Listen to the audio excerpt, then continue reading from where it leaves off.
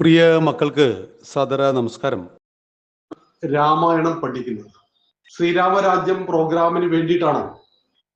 അത് കഴിഞ്ഞാൽ രാമായണത്തെ ഉപേക്ഷിക്കാനാണോ നമ്മുടെ പരിപാടി?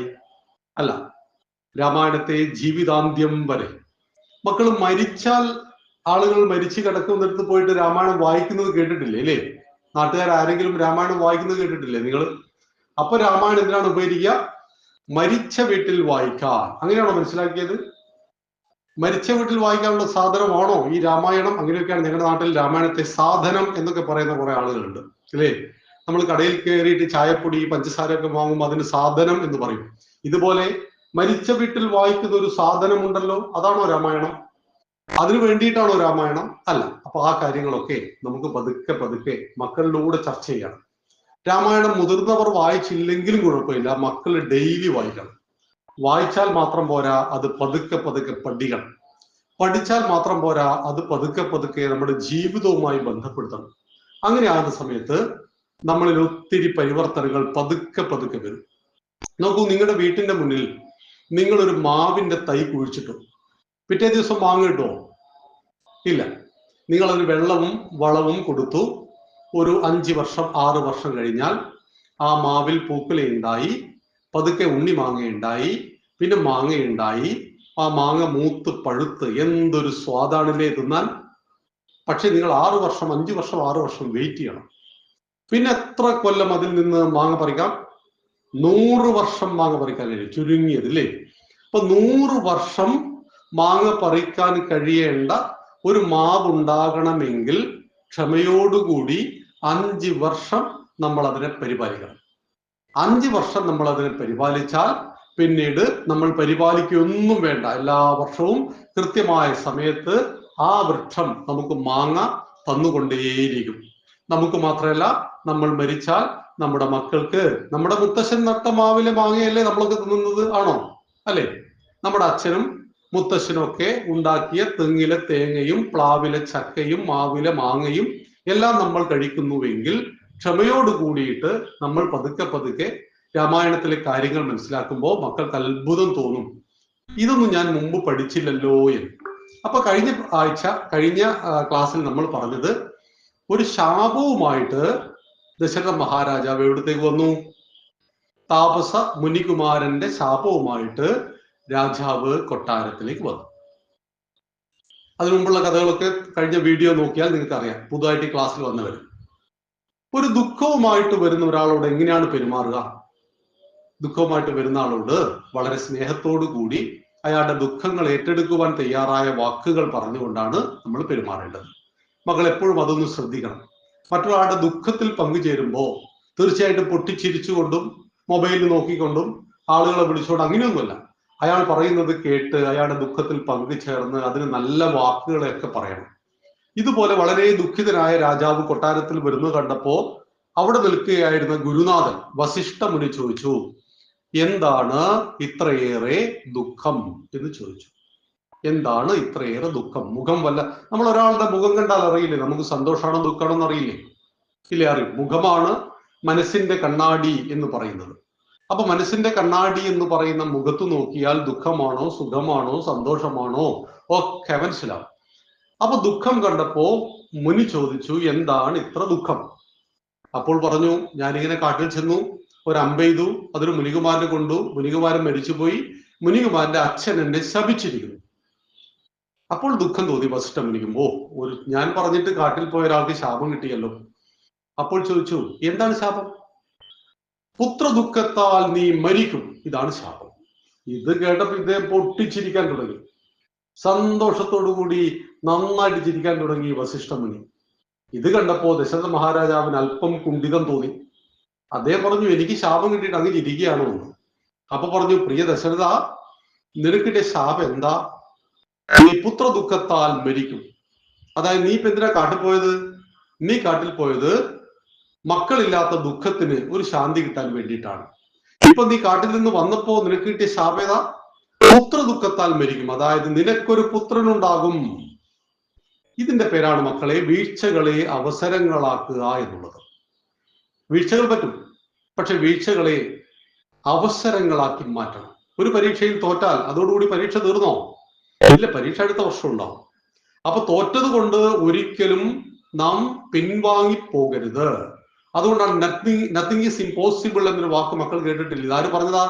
നെപ്പോളിയൻ പറഞ്ഞതാ. ലോകം മുഴുവൻ കീഴ്പ്പെടുത്തണമെന്ന് ആഗ്രഹിച്ച നെപ്പോളിയൻ ചെങ്കുത്തായ ഒരു മലയുടെ താഴെ എത്തി. അത് കടന്നിട്ട് വേണം അടുത്ത രാജ്യത്ത്, നമ്മുടെ ഹിമാലയം പോലെ വലിയൊരു കൂറ്റൻ പർവ്വതത്തിന്റെ കീഴിൽ എത്തിയപ്പോ ഇത് കടന്നിട്ട് വേണം അടുത്ത രാജ്യത്തെ ആക്രമിച്ച് തോൽപ്പിക്കുവാൻ. ലോകം മുഴുവൻ തന്റെ കാൽക്കീഴിലാക്കുവാൻ ആഗ്രഹിച്ച നെപ്പോളിയന്റെ ഭടന്മാർ പറഞ്ഞു, ഇതൊരിക്കലും സാധ്യമല്ല. ഈ ചെങ്കുത്തായ ഈ പർവ്വതം മല കയറിയിട്ട് അടുത്ത രാജ്യത്തിലേക്ക് ചെന്ന് ആ രാജാവിനെ തോൽപ്പിക്കലൊന്നും സാധ്യമല്ല, നടക്കുന്ന കാര്യമല്ല എന്ന് പറഞ്ഞപ്പോൾ നെപ്പോളിയൻ പറഞ്ഞ വാക്കാണ് നത്തിങ് ഈസ് ഇമ്പോസിബിൾ. അസാധ്യമായിട്ടൊന്നുമില്ല. അസാധ്യമാവില്ലൊന്നും മർത്യന് മനസ്സു വെച്ചിടിൽ. എന്ത് ചെയ്യണം? മനസ്സ് വെക്കണം. എന്നിട്ട് പറയും, പ്രസുപ്ത ശക്തി സ്രോതസ്സുകളെ തുറന്നു വിട്ടിടിൽ. ഉറങ്ങിക്കിടക്കുന്ന മുഴുവൻ ശക്തിയും നമ്മുടെ ഉള്ളിലുണ്ട്. ഇതിനെയൊക്കെ നമ്മൾ തുറന്നു വിട്ടാലോ അണക്കെട്ട് പൊട്ടിയതുപോലെ നമ്മുടെ ഉള്ളിൽ നിന്ന് ഈ ശക്തി പുറത്തേക്ക് വരും, ഇല്ലേ? നമ്മൾ ചിലപ്പോൾ വിചാരിക്കും എനിക്ക് മരം കയറാൻ അറിയില്ല എന്ന് കരുതും. പക്ഷെ നിങ്ങളെ കടിക്കാൻ വേണ്ടി ഒരു പേപ്പട്ടി വന്നാലുണ്ടല്ലോ, നിങ്ങൾ മരം കയറും. മരം കയറാൻ നിങ്ങൾ പഠിക്കുകയൊന്നും വേണ്ട. എന്തുകൊണ്ടാ? പേപ്പട്ടി കടിക്കാൻ വന്നാൽ അറിയാതെ നമ്മളോട് മരത്ത് കയറി പോകും. അതെവിടുന്നാ പഠിച്ചത്? നമ്മുടെ ഉള്ളിലൊക്കെ ഉണ്ട് ഈ ശക്തിയൊക്കെ. നമ്മുടെ ഉള്ളിലുള്ളത് കൊണ്ടാണ് പെട്ടെന്ന് മരം കയറാൻ കഴിഞ്ഞത് നമുക്കില്ലേ? രണ്ട് കാലും ഇല്ലാത്തൊരാൾക്ക് മരം കയറാൻ പറ്റുമോ? പറ്റില്ല. നമുക്ക് രണ്ട് കാലുണ്ട്, പക്ഷെ കാലിന്റെ ശക്തിയെ നമ്മൾ തിരിച്ചറിഞ്ഞിട്ടില്ല. ആ കാലിന്റെ സാധ്യതയെ നമ്മൾ തിരിച്ചറിഞ്ഞിട്ടില്ല. അത് തിരിച്ചറിയുന്നത് നമുക്കൊരു പ്രതിസന്ധി വരുമ്പോൾ, നമ്മുടെ കാലിന്റെ പവർ കാണുമ്പോഴാണ് പലപ്പോഴും നമ്മൾ നമ്മുടെ കാലിന്റെ ശക്തിയെ തിരിച്ചറിയുന്നത്. അതുപോലെ മക്കൾക്കുള്ളിൽ ഈ പറയുന്ന ശക്തിയൊക്കെ ഉണ്ട്. അപ്പൊ നെപ്പോളിയന്റെ ഭടന്മാരോട് നെപ്പോളിയൻ പറഞ്ഞു, നമുക്ക് ഇത് ചെറിയ ചെറിയ സ്റ്റെപ്പുകൾ ഉണ്ടാക്കാം. നമ്മുടെ കയ്യിലുള്ള ആയുധങ്ങൾ ഉപയോഗിച്ച് ചെറിയ ചെറിയ സ്റ്റെപ്പുകൾ ഉണ്ടാക്കി നമുക്ക് കയറുപയോഗിച്ച് പതുക്കെ പതുക്കെ കയറിയിട്ട്, അങ്ങനെ അവർ നീണ്ട ഒരുപാട് ദിവസത്തെ പരിശ്രമത്തിനൊടുവിൽ ആ ചെങ്കുത്തായ മലയിലൂടെ കടന്ന് അടുത്ത രാജ്യത്തെത്തി. ആ രാജ്യത്തെ കീഴ്പ്പെടുത്തി എന്നുള്ളതാണ് അതിന്റെ ചരിത്രം. അതുകൊണ്ടാണ് അസാധ്യമായതൊന്നുമില്ല എന്ന് പറയുന്നത്. അപ്പോ വീഴ്ച സംഭവിച്ചു പോയി. ആ വീഴ്ചയെ അവസരമാക്കുവാൻ ദശരഥ മഹാരാജാവിനോട് വസിഷ്ഠമുനി പറഞ്ഞു, നിനക്ക് പുത്രൻ ഉണ്ടാകും, മുനിയാണ് ശപിച്ചിരിക്കുന്നത്, അതുകൊണ്ട് പുത്രകാമേഷ്ടി യാഗം നടത്തും. മക്കളില്ലെങ്കിൽ അന്ന് നടത്തുന്ന ഒരു യാഗമാണ് പുത്രകാമേഷ്ടി യാഗം. മക്കളില്ലെങ്കിൽ വലിയ ദുഃഖ, അല്ലേ? നിങ്ങളൊക്കെ ഹാപ്പി അല്ലേ മക്കളെ? അച്ഛനും അമ്മയും കൂടെ ഉണ്ട്, സഹോദരങ്ങൾ കൂടെ ഉണ്ട്, മുത്തശ്ശൻ മുത്തശ്ശിയുണ്ട്, അങ്ങനെ പലരും നമുക്കുണ്ട്, അല്ലേ? അപ്പൊ മക്കളില്ലെങ്കിൽ ദുഃഖാണ്, മക്കളില്ലാത്തൊരു ദുഃഖ. പക്ഷെ മക്കളെ കൊണ്ടാണ് ഏറ്റവും വലിയ ദുഃഖം. ഇപ്പോ മക്കളില്ലാത്തതും ദുഃഖാണ്, മക്കളെ കൊണ്ടുള്ള ദുഃഖവും വലിയ ദുഃഖാണ്. നിങ്ങൾ കാരണം നിങ്ങളുടെ അച്ഛനും അമ്മയ്ക്കും ഒത്തിരി ഒത്തിരി ദുഃഖമുണ്ടോ?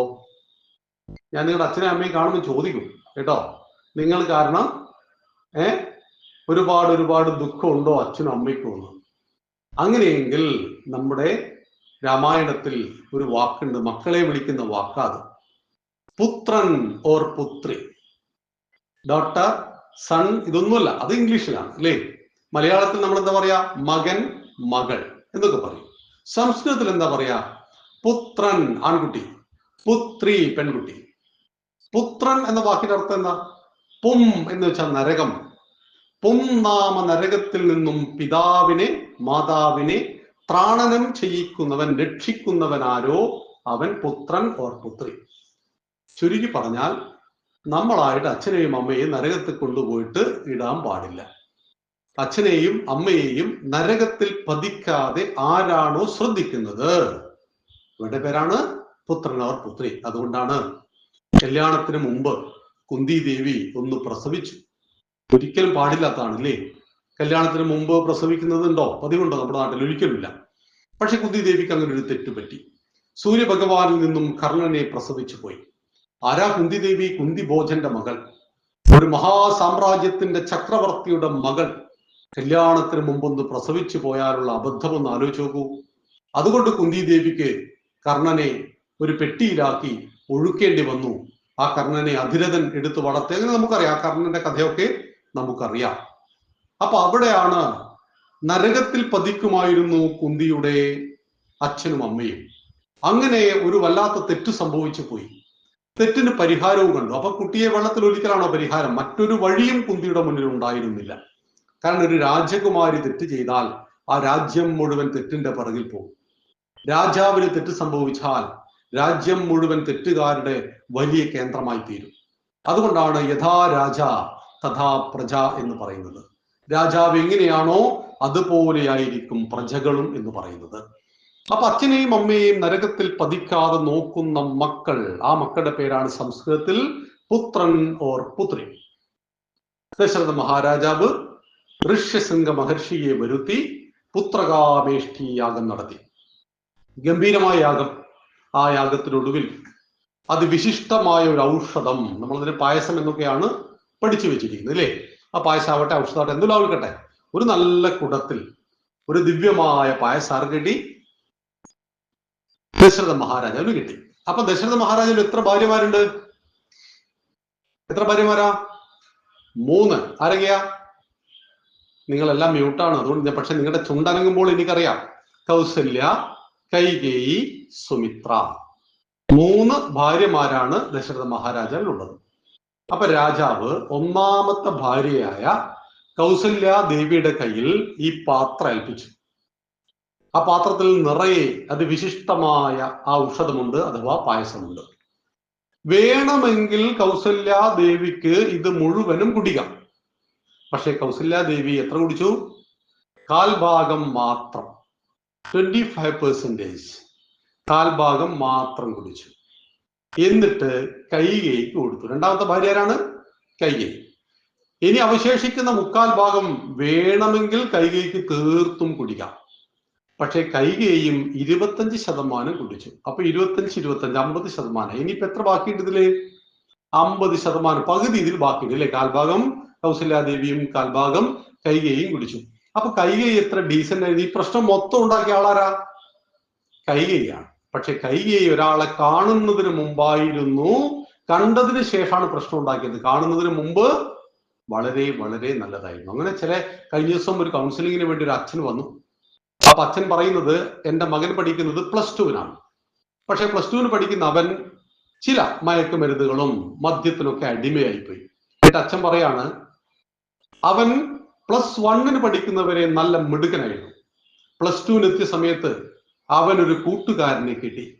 ഭൂലോക തല്ലിപ്പൊളിയായിരുന്നു. അങ്ങനെ ആ കൂട്ടുകാരന്റെ കുറ്റങ്ങൾ അങ്ങനെ ഒരുപാട് പ്രശ്നങ്ങൾ പറഞ്ഞു. അങ്ങനെ ഒരു കൂട്ടുകാരനെ കിട്ടി എന്നൊരൊറ്റ കാരണം കൊണ്ടാണ് എന്റെ മകൻ വഷളായി പോയത് എന്ന് പറഞ്ഞിട്ട് അച്ഛൻ വളരെ സങ്കടത്തിലാണ് അച്ഛനുള്ളത്. അപ്പൊ നമ്മൾ അയാളോട് കാര്യങ്ങളൊക്കെ സംസാരിച്ചു. അപ്പൊ അങ്ങനെ ഒരു കൂട്ടുകാരനെ കിട്ടുന്നതിന് മുമ്പ് അവന്റെ പേര് എന്താ? ഋദ്ദിക്ക് എന്നായിരുന്നു അവന്റെ പേര്. ഋദ്ദിക്കിന്റെ നല്ല സൽഗുണ സമ്പന്ന. അങ്ങനെ ഒരു കൂട്ടുകാരനെ കിട്ടുന്നതിന് മുമ്പ് ഋദ്ദിക്ക് വളരെ വളരെ നല്ലവനായിരുന്നു. കൂട്ടുകാരനെ കിട്ടിയപ്പോഴോ വളരെ വളരെ തല്ലിപ്പൊളിയായി മാറി ഇല്ലേ? അപ്പൊ ചില ആളുകളെ ജീവിതത്തിൽ കണ്ടാൽ നമ്മൾ രക്ഷപ്പെടും, ചില ആളുകളെ ജീവിതത്തിൽ കണ്ടാൽ നമ്മൾ ഒരുപാട് നരകത്തിൽ പതിച്ചു പോകും എന്ന് പറയാറുണ്ട്. അപ്പൊ അതുപോലെയാണ് കൈകേയി. നല്ല സ്ത്രീയായിരുന്നു, ഏറ്റവും ഗുണങ്ങൾ നിറഞ്ഞ സ്ത്രീയായിരുന്നു. ആ കൈകേയി 1/4 മാത്രം കുടിച്ചിട്ട് ബാക്കി പാതി ആരേൽപ്പിച്ചു? സുമിത്രാദേവിയെ ഏൽപ്പിച്ചു. ഇതിന്റെ പേരാണ് മക്കളെ ഷെയറിങ്. നിങ്ങളുടെ വീട്ടിൽ നിങ്ങളുടെ അച്ഛനോ അമ്മയോ പുറത്തു പോയിട്ട് വരുമ്പോൾ ഒരു ചോക്ലേറ്റ് കൊണ്ടുവന്നു, അത് നിങ്ങളുടെ മൂത്തവന്റെ കയ്യിൽ കൊടുത്തു, അല്ലെങ്കിൽ ഇളയവന്റെ കയ്യിൽ കൊടുത്താൽ അത് ചേച്ചിക്ക് കിട്ടുമോ? ഒരു പീസ് ചേച്ചിക്ക്, ചേട്ടന്, അച്ഛന്, അമ്മയ്ക്കൊക്കെ ചെറിയൊരു പീസ് കൊടുക്കുമോ? യെസ് എന്നാണെങ്കിൽ തമ്പിങ്ങനെ കാണിക്കൂ. That is sharing. അപ്പൊ നിങ്ങൾ ഒരിക്കലും ഭാവിയിൽ സ്വത്തിന്റെ പേരിൽ കലഹിക്കില്ല. നിങ്ങൾ ഒരിക്കലും ചേച്ചിക്കോ ചേട്ടനോ കൊടുക്കാതെ ഒന്നും ചെയ്യില്ല. നിങ്ങൾ സഹോദരങ്ങൾ. സഹോദരൻ എന്ന വാക്കിന്റെ അർത്ഥം എന്താ? ഒരു ഉദരത്തിൽ ജനിച്ചവർ സഹോദരങ്ങൾ. ഉദരം, അമ്മയുടെ വയറാണ് ഉദരം. ഒരമ്മയുടെ ഗർഭപാത്രത്തിൽ ഒരച്ഛന് ജനിച്ച 2 മക്കളോ 3 മക്കളോ ആവട്ടെ, അവരെ നമ്മൾ സഹോദരങ്ങൾ, സഹ ഉദരങ്ങൾ അല്ലേ? അതാണ് പറയാ. അപ്പൊ ഷെയറിങ് നമ്മളെ കൈകേയും സുമിത്രയും കൗസല്യാദേവിയും പഠിപ്പിക്കുന്നു ഷെയറിങ്. അപ്പൊ നമ്മൾ മാത്രം നമ്മുടെ വീട്ടിലെ സൗകര്യങ്ങളെ അടിച്ചു മാറരുത്. നമ്മൾ മാത്രം വീട്ടിൽ ഭക്ഷണമുണ്ട്, 2 പേർക്കുള്ള ഭക്ഷണമേ വീട്ടിലുള്ളൂ, പക്ഷെ 4 പേരുണ്ട്. എന്ത് ചെയ്യും? 2 പേരുടെ ഭക്ഷണം 4 പേർ ഷെയർ ചെയ്ത് കഴിക്കണം. ഒരു മിഠായിയേ ഉള്ളൂ, 2 പേര് വീട്ടിലുണ്ട്, ചേച്ചിയും ഒരു അനുജത്തിയും കാണുന്നുണ്ടല്ലോ ഞാൻ. അപ്പൊ നിങ്ങൾക്കൊരു മിഠായി കിട്ടിയാൽ നിങ്ങൾ എന്ത് ചെയ്യും? അനുഷ്കയ്ക്ക് ഒരു മിഠായി കിട്ടിയാൽ അതിന്റെ പാതി ഇളയക്കുട്ടിക്ക് കൊടുക്കണം, ഇല്ലേ? അങ്ങനെയാകുമ്പോ എപ്പോഴും നിങ്ങളുടെ ബന്ധം ഊഷ്മളമായിരിക്കും. നിങ്ങൾ ഒന്നിന്റെ പേരിലും വലുതായാലും കലഹിക്കില്ല, നിങ്ങൾ ഒന്നിന്റെ പേരിലും തെറ്റിപ്പിരിയില്ല. നമ്മുടെ നാട്ടിലൊക്കെ കണ്ടില്ലേ, 1 സെന്റ് ഭൂമി നിന്റേതാണോ എന്റേതാണോ, ഇങ്ങനെ കോടതി കറങ്ങുകയാണ്, കോടതി കയറി നിറങ്ങുക, ഇല്ലേ? ഞങ്ങളുടെ ഷോപ്പ് വരുന്നത് കല്ലാച്ചിയില് കോടതിയുടെ മുന്നിലാണ്. അപ്പൊ ഒരു ദിവസം എനിക്ക് പരിചയമുള്ള ഒരാള് കോടതിയുടെ ആ സ്റ്റെപ്പുകൾ ഇറങ്ങി ഇങ്ങനെ വരിക, വല്ലാത്ത സങ്കടം. അപ്പൊ ഞാൻ ചോദിച്ചു, എന്താണ് ചേട്ടാ ഈ ഒരു സങ്കടം? അപ്പൊ പറഞ്ഞു, ഞാൻ കേസ് തോറ്റു. എന്തായിരുന്നു കേസ്? അപ്പൊ സിവിൽ കേസാണ്, സ്വത്ത് സംബന്ധമായ കേസാണ്. ആരുമായിട്ടാ കേസ്? അത് ഞാൻ എൻ്റെ അനുജനുമായിട്ടൊരു കേസാണ്. അയാളൊരു 45-50 വയസ്സുണ്ടാവും, അനുജനൊരു 40 വയസ്സുണ്ടാവും. അത് ഞാൻ എൻ്റെ അനുജനുമായിട്ടുള്ള കേസാണ്. എന്തായിരുന്നു കേസിന്റെ വിഷയം? അത് എന്റെ വീട്ടിലേക്ക് വരുന്ന വഴിയുടെ 1 സെന്റ് ഭൂമി അവന്റേതാണെന്ന് അവൻ പറയുന്നു, എന്റേതാണെന്ന് ഞാൻ പറയുന്നു. അങ്ങനെ ഞങ്ങൾ തമ്മിൽ ഒരുപാട് വഴക്കുണ്ടായി, ചെറിയ തല്ലുണ്ടായി, നാട്ടുകാരൊക്കെ ഇടപെട്ടു. അങ്ങനെയൊന്നും പ്രശ്നം പരിഹരിക്കാൻ കഴിഞ്ഞില്ല. അങ്ങനെ ഞങ്ങൾ കോടതിയിൽ കേസ് കൊടുത്തു. ഞാൻ 10 കൊല്ലമായി കോടതിയിൽ ഇങ്ങനെ കരുതിറങ്ങുക. മക്കളറിയോ, സിവിൽ കേസിൽ വിധി വരാൻ 10 കൊല്ലമൊക്കെ പിടിക്കും. 2 കേസുകളാണ് നമ്മുടെ നാട്ടിൽ, 2 കോടതികളുണ്ട്, ക്രിമിനൽ കോടതികളും സിവിൽ കോടതികളും. സിവിൽ കോടതി എന്ന് പറഞ്ഞാൽ വിവാഹമോചനം, നമ്മുടെ സ്വത്ത് തർക്കങ്ങൾ, ഇതൊക്കെ കൈകാര്യം ചെയ്യുന്ന കോടതിയുടെ പേരാണ് സിവിൽ കോർട്ട് എന്ന് പറയുന്നത്. അപ്പൊ സിവിൽ കോർട്ടിൽ പെട്ടെന്ന് തീരുമാനമാവില്ല, ഇങ്ങനെ ആയിരക്കണക്കിന് കേസുകൾ ഉള്ളത് കൊണ്ട് കുറെ സമയം പിടിക്കും. അപ്പൊ ഇദ്ദേഹം പറയാണ്, 1 സെന്റ് ഭൂമി അനുജന്റേതാണെന്ന് അവനും എന്റേതാണെന്ന് ഞാനും പറയുന്നു. പക്ഷെ ഒരു 5 സെന്റ് ഭൂമിയുടെ പൈസ എങ്കിലും ഞാൻ ഈ കേസിന് വേണ്ടി ചെലവഴിച്ചിട്ടുണ്ടാവും, അല്ലെ? വക്കീലിന് പൈസ കൊടുക്കണ്ടേ? കോടതിക്ക് പൈസ കൊടുക്കണം. കോടതിക്കല്ല, അവധി ദിവസങ്ങളിൽ വരുമ്പോൾ കോടതിയിൽ കേസ് നടന്ന വക്കീലൊക്കെ പൈസ കൊടുക്കണം. ആലോചിച്ച് നോക്കൂ, ഒരമ്മയുടെ വയറ്റിൽ ജനിച്ച മക്കൾ 1 സെന്റ് ഭൂമിക്ക് വേണ്ടി 10 കൊല്ലം കോടതിയിൽ കടിപിടി കൂടി അവസാനം ജ്യേഷ്ഠൻ അത് കിട്ടിയതുമില്ല. അയാൾ നിരാശനായി പോവുകയാണ്. അങ്ങനെയെങ്കിൽ ആദ്യമേ ഈ 1 സെന്റ് അനുജന് കൊടുത്തിരുന്നെങ്കിലോ, അല്ലെങ്കിൽ അനുജൻ ജ്യേഷ്ഠന് കൊടുത്തിരുന്നെങ്കിലോ, എത്രമാത്രം സൗഹൃദത്തിൽ നമുക്ക് അവിടെ ജീവിക്കാമായിരുന്നു. അങ്ങനെ ചെറിയ കാര്യങ്ങൾക്ക് വേണ്ടി ആളുകൾ തമ്മിൽ തല്ലുമ്പോഴാണ് നമ്മൾ രാമായണത്തിൽ കാണുന്നത്, ഒരു പാത്രത്തിൽ കിട്ടിയ പായസം 3 ഭാര്യമാരും കൃത്യമായി ഷെയർ ചെയ്തു. 1ാമത്തെ ഭാര്യ കൗസല്യാദേവി കാൽഭാഗവും, 2ാമത്തെ ഭാര്യ കൈകേയിദേവി കാൽഭാഗവും, 3ാമത്തെ ഭാര്യ പാതിയും 2 കാൽഭാഗവും കഴിച്ചു. യഥാകാലം 3 പേരും ഗർഭം ധരിച്ചു. ഗർഭം ധരിച്ചാൽ എത്ര മാസം കഴിയണം പ്രസവിക്കാൻ? 10 മാസം. അപ്പം 10 മാസം നമ്മളെല്ലാം ഒരാൾ ഗർഭം ധരിച്ചിട്ടുണ്ട്. അതുകൊണ്ടാണ് അമ്മയുടെ പര്യായങ്ങൾ 2 പ്രധാനമായിട്ട്. ഒന്ന് ജനനി, ജനിപ്പിച്ചവൾ. മറ്റൊന്ന് ധരിത്രി, ധരിച്ചവൾ. അമ്മയുടെ പര്യായമില്ല, അമ്മയുടെ പര്യായമില്ല മക്കൾക്ക്. അമ്മയുടെ പര്യായം ഇതൊക്കെയാണ്. ധരിത്രി, നമ്മളെല്ലാം 10 മാസം വയറ്റിൽ ധരിച്ചത് കൊണ്ട് അവൾക്ക് ധരിത്രി എന്ന പേര് കിട്ടി. നമ്മളെ ജനിപ്പിച്ചത് കൊണ്ട് ജനനി എന്ന പേര് കിട്ടിയില്ലേ? അപ്പൊ അമ്മ, അപ്പൊ നമ്മുടെ സ്ത്രീകൾക്ക് അനേക ഭാവമുണ്ട്. അമ്മയാണ്, ഭാര്യയാണ്, കാമുകിയാണ്, കൂട്ടുകാരിയാണ്, സഹോദരിയാണ്, ഒക്കെയാണ് അല്ലേ? സ്ത്രീക്ക് പല രൂപങ്ങളുണ്ട്. പക്ഷെ ഇതിൽ ഏറ്റവും മഹത്തരമായ രൂപം ഏതാ? അമ്മയാണ്. എന്റെ തൊട്ടടുത്ത് ശില്പ എന്ന് പറയുന്ന ഒരു കുട്ടി ഉണ്ടായിരുന്നു. അവള് വീട്ടിൽ വന്നു കഴിഞ്ഞാൽ ഭക്ഷണം കഴിക്കുമ്പോൾ മൊബൈലാണ്, ഇങ്ങനെ നോക്കിക്കൊണ്ടാണ് ഇങ്ങനെ കഴിക്കുക. ഇനി മൂക്കിലൊക്കെ പോയെന്ന് പോലും അറിയില്ല, ഇങ്ങനെ ഭക്ഷണം കഴിക്കുമ്പോഴും മൊബൈലിലാണ്. ഏതിനും സെൽഫി എടുക്കും. എന്നിട്ട് ഫേസ്ബുക്ക്, ഇൻസ്റ്റാഗ്രാം എല്ലാത്തിലും അവരുടെ കൂട്ടുകാരികൾക്ക് അത് ഷെയർ ചെയ്യും. അങ്ങനെ അടിച്ച് പൊളിച്ച് വീട്ടിൽ സംസാരിക്കുകയില്ല, സംസാരിക്കാനേ സമയമില്ലെന്നേ. ഫുൾ ടൈം ഇതിൽ മൊബൈലിലാണുള്ളത്. എറണാകുളത്ത് പഠിക്കുകയാണ്. എന്തിനാ പഠിക്കുന്നത് എനിക്ക് മനസ്സിലായിട്ടില്ല. അപ്പോ ഒരു ദിവസം അവൾ ഹോസ്റ്റലിലെ ബാത്റൂമിൽ സ്ലിപ്പായിട്ട് വീണു. ഞാൻ കഴിഞ്ഞ ആഴ്ച ഈ കഥ പറഞ്ഞൊന്നും അറിയില്ല. സ്ലിപ്പായിട്ട് വീണു, കൈ 2 പൊട്ടിപ്പോയി. ഇല്ലേ, നമ്മളങ്ങനെ വീഴുമ്പോൾ കൈ വെച്ച് കൊടുക്കില്ലേ, സ്വാഭാവികമാണ്. അപ്പൊ കൈ 2 പൊട്ടിപ്പോയി. 2 കൈയും പൊട്ടിയാൽ എന്താ സംഭവിക്കുക? കൈ 2 ഇങ്ങനെ വെക്കണം, ഇല്ലേ? ഇങ്ങനെ വെച്ചിട്ട് നമ്മുടെ കഴുത്തിലൂടെ ചെറിയൊരു തുണി കെട്ടിയിട്ട് ഇങ്ങനെ പിടിക്കണം. കാരണം നമുക്ക് എല്ലുകൾ പൊട്ടിക്കഴിഞ്ഞാൽ മറ്റൊരു പരിഹാരമില്ല, മാസങ്ങളോളം റെസ്റ്റ് ചെയ്യണം. അപ്പൊ എല്ലുകളൊന്നും പൊട്ടാതെ നോക്കണം മക്കൾ. മഴക്കാലമാണ്, സ്ലിപ്പാവും, ശ്രദ്ധിക്കണം. നടക്കുമ്പോഴൊക്കെ വളരെ ജാഗ്രതയോടുകൂടി നടക്കണം. അങ്ങനെ രണ്ട് കൈയും പൊട്ടിയപ്പോൾ മൊബൈൽ പിടിക്കാൻ പറ്റുമോ? സെൽഫി എടുക്കാൻ പറ്റുമോ? ഇല്ല. അപ്പോൾ ശൗചാലയത്തിലേക്ക്, ടോയ്ലറ്റിലേക്ക് കൂടെ ആര് പോകും? ഫേസ്ബുക്ക് ഫ്രണ്ട് പോവോ? ഇൻസ്റ്റാഗ്രാമിൽ ഫ്രണ്ട് പോവോ? ആര് പോകും? അമ്മ പോകും. ഇപ്പൊ നല്ല കുട്ടിയാണ്, അവൾക്ക് മനസ്സിലായി. 2 മാസക്കാലം കൈ പൊട്ടിയിട്ട് വീട്ടിൽ കിടന്നപ്പോഴാണ് അമ്മ എന്താണെന്ന് കൃത്യമായിട്ട് മനസ്സിലായത്. ഇനി മക്കൾക്ക് മനസ്സിലാണെങ്കിൽ കൈ പൊട്ടണോ? കൈ പൊട്ടുകയൊന്നും വേണ്ടെന്നേ, മറ്റൊരാളുടെ അനുഭവങ്ങളിൽ നമുക്ക് പാഠം പഠിച്ചൂടെ? അപ്പൊ അതുകൊണ്ടാണ് അമ്മയെ നമ്മൾ BS ഖണ്ഡേക്കർ എന്ന് പറയുന്ന ഒരു സാഹിത്യകാരനുണ്ടായിരുന്നു, ജ്ഞാനപീഠം അവാർഡ് ജേതാവ്. അദ്ദേഹത്തിന്റെ യയാതി എന്നൊരു പുസ്തകമുണ്ട്, അതിൽ അദ്ദേഹം അമ്മയെ വിശേഷിപ്പിക്കുന്നുണ്ട്. 1000 നദികൾ ഒഴുകിച്ചേർന്നാലും വേലിയേറ്റങ്ങളില്ലാതെ എല്ലാം തന്നിൽ തന്നെ ഒതുക്കുന്ന മഹാസമുദ്രങ്ങളെ പോലെയാകുന്നു അമ്മ. എത്ര വലിയ കൈപ്പേറിയ അനുഭവങ്ങൾ ഉണ്ടായാലും എല്ലാം തന്നിൽ തന്നെ ഒതുക്കുന്ന, ഒട്ടും തുളുമ്പാത്ത പരമമായ സഹനശക്തിയുടെ അവതാരമായി നിലകൊള്ളുന്നവളാണ് അമ്മ. മലമൂത്ര വിസർജ്യാദികൾ കൊണ്ട് നാം അഭിഷേകം ചെയ്തപ്പോഴും മധുസമാന മനോഭാവ വൃത്തിക്കുടമയായവൾ അമ്മ. 10 മാസം നമ്മയെല്ലാം ധരിച്ച ദരിദ്രിയാണവൾ, ജനിപ്പിച്ച ജനനിയാണവൾ.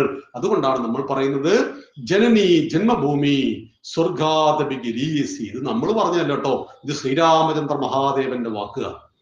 ജനനി ജന്മഭൂമിശ്ച സ്വർഗാദപിഗിരീയസി. ജനിച്ച നാടും പെറ്റമ്മയും സ്വർഗത്തേക്കാൾ മഹതരം. നമ്മൾ പറഞ്ഞു വന്നെന്താ? ഷെയറിങ്. യഥാകാലം ഗർഭം ധരിച്ചു.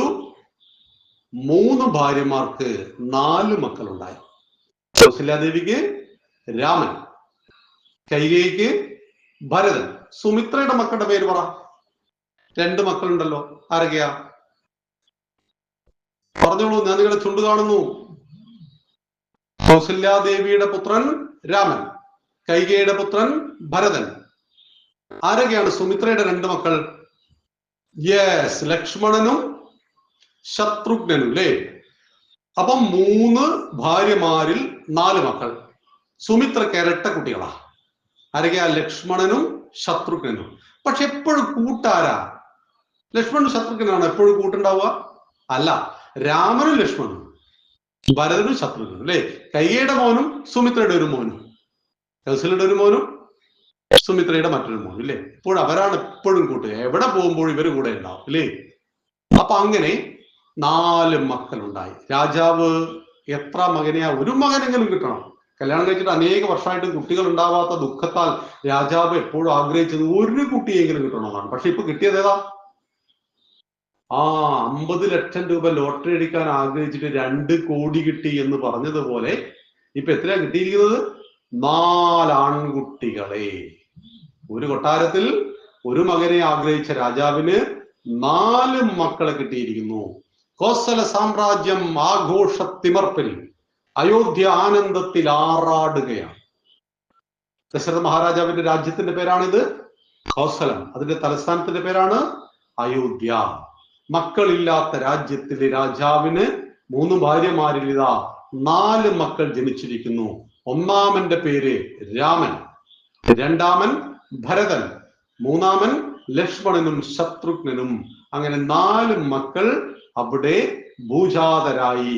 വളരെ ഹാപ്പിയായ രാജാവിനോട് എല്ലാ ശാപവും മറന്നുപോയി. രാജാവ് വളരെ വളരെ മനോഹരമായിട്ട് മക്കളെ ശ്രദ്ധിക്കാനും വളർത്താനും തുടങ്ങി. മക്കൾക്ക് ഉപനയന കർമ്മം നടത്തി, മക്കൾക്ക് വിദ്യാരംഭം കുറിച്ചു. എന്താണ് ഈ ഉപനയനം? നിങ്ങൾ പഠിക്കാൻ സമയമാകുമ്പോ പൂണൂൽ ധരിക്കുന്ന ചടങ്ങാണ് ഉപനയനം. അപ്പൊ നമ്മൾ പറയും ഇതൊക്കെ നമ്പൂതിരിമാർ മാത്രം ചെയ്യുന്നതല്ലേ? അല്ല, നമ്മുടെ സംസ്കാരത്തിൽ എല്ലാവരും ഇതൊരു കാലത്ത് ചെയ്തിരുന്നു.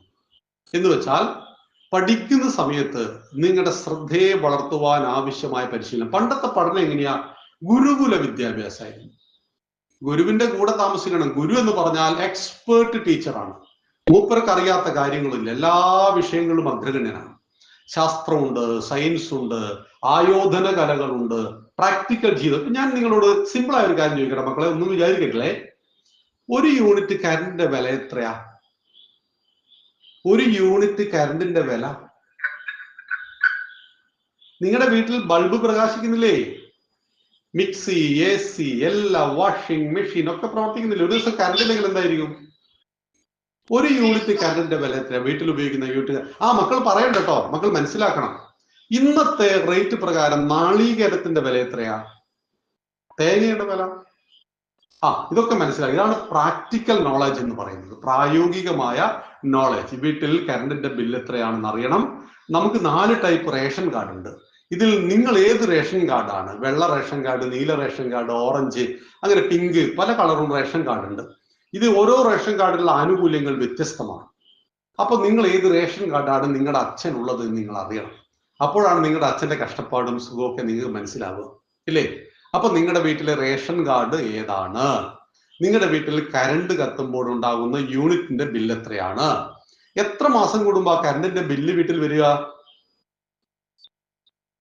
അച്ഛനോട് ചോദിക്കണം എന്നാണോ? Yes, correct. 2 മാസം കൂടുമ്പോഴാണ്, അല്ലേ? 2 മാസം കൂടുമ്പോൾ കറണ്ട് ബില്ല് വീട്ടിൽ വരും. അപ്പൊ ആ ബില്ല് വരുമ്പോഴാണ് നമ്മൾ നോക്കുക. അപ്പൊ നിങ്ങളുടെ വീട്ടിലെ ബില്ല് ഒരു 5000 രൂപ 10000 രൂപയൊക്കെയാണ് ബില്ല് വരുന്നതെങ്കിൽ നിങ്ങൾ ചുമ്മാ ഒന്ന് ആലോചിച്ചാൽ മതി. ഞാൻ കാരണം എൻ്റെ അച്ഛൻ എത്ര കൂടുതൽ ഇലക്ട്രിസിറ്റി ബില്ല് അടക്കുന്നുണ്ടാവും? റൂമിൽ പഠിക്കാൻ കയറി തിരിച്ചു പോകുമ്പോൾ ഫാൻ ഓഫ് ആക്കാറുണ്ടോ? ലൈറ്റ് ഓഫ് ആക്കാറുണ്ടോ? സിമ്പിളായ കാര്യങ്ങളാണ് മക്കളെ, സിമ്പിളായ കാര്യങ്ങൾ. ലൈറ്റ് ഓഫ് ആക്കണം. നമ്മളില്ലാത്ത റൂമിൽ ചുമ്മാ ലൈറ്റ് എന്തിനാ കത്തുന്നത്? ചുമ്മാ ഫാനൊക്കെ കറങ്ങാൻ ഇപ്പൊ എത്ര പൈസ വേണമെന്ന് അറിയോ? നല്ല യൂണിറ്റ് വേണം. ഒരു രാത്രി മുഴുവൻ ഫാന് കറങ്ങുവാൻ ഒരു 3-4 യൂണിറ്റ് കറണ്ട് വേണ്ടി വരും. അപ്പൊ നമ്മൾ ഫാനൊക്കെ ഇടണം, പക്ഷെ AC ഒക്കെ ഉപയോഗിക്കണം. പക്ഷെ നമ്മൾ AC ഉപയോഗിക്കുമ്പോൾ എങ്ങനെയാണ്? നമ്മൾ 18-ലും 19-ലും ഒക്കെ വെച്ച് നന്നായി തണുപ്പിച്ചതിന് ശേഷം അത് 24-ഓ 25-ഓ ഒക്കെ ആയി കഴിഞ്ഞാൽ നമുക്ക് കറണ്ടിന്റെ ചാർജ് വളരെ കുറവായിരിക്കും AC ഉപയോഗിക്കുന്ന വീടുകളിൽ. അയൺ ബോക്സ് പലയിടത്തുള്ള പ്രോബ്ലമാണ്. അയൺ ബോക്സ് കുത്തിയാൽ ഓഫാക്കില്ല. നമ്മൾ രാത്രിയൊക്കെ വരുന്ന സമയത്തുണ്ടാവും ടിക് ടിക് ടിക് ടിക് എന്നുള്ള സൗണ്ട് ഉണ്ടാവും. കാരണം ഇത് ചൂടായിട്ട് തണിയും ഒരു സൗണ്ട് ഉണ്ടാവില്ലേ? അപ്പൊ ഞാൻ പറഞ്ഞു വന്നത് ഇതാണ് പ്രാക്ടിക്കൽ നോളജ്. മക്കൾ ഒരുപാട് കാര്യങ്ങളൊക്കെ മനസ്സിലാക്കിയിട്ടുണ്ട്. നിങ്ങൾക്ക് ശാസ്ത്രബോധമുണ്ട്, നിങ്ങൾ കെമിസ്ട്രിയിലും ഫിസിക്സിലും ഒക്കെ നിങ്ങൾക്ക് A+ ഉണ്ട്. പക്ഷെ നിങ്ങൾക്ക് നിങ്ങളുടെ വീട്ടിലെ കറണ്ട് ബില്ല് എത്രയാണെന്ന് അറിയില്ലെങ്കിൽ നിങ്ങൾക്ക് നിങ്ങളുടെ അച്ഛനെയോ അമ്മയെയോ സഹായിക്കാൻ കഴിയില്ല. അപ്പൊ അവരുടെ പ്രശ്നങ്ങൾ നിങ്ങൾക്ക് ഇടപെടാൻ കഴിയില്ല. അപ്പൊ അതുകൊണ്ടാണ് ഉപനയന കർമ്മം ചെയ്യുന്ന സമയത്ത് എന്താണ് വിദ്യാഭ്യാസം എന്ന് ഗുരു പഠിപ്പിക്കും. അതുകൊണ്ടാണ് ശ്രീകൃഷ്ണനും കുചേലനും ഒന്നിച്ച, അല്ലേ? ശ്രീകൃഷ്ണൻ കുചേലൻ ഒന്നിച്ച. ശ്രീകൃഷ്ണൻ നന്ദഗോപന്റെ മകനാണ്, ഇല്ലേ?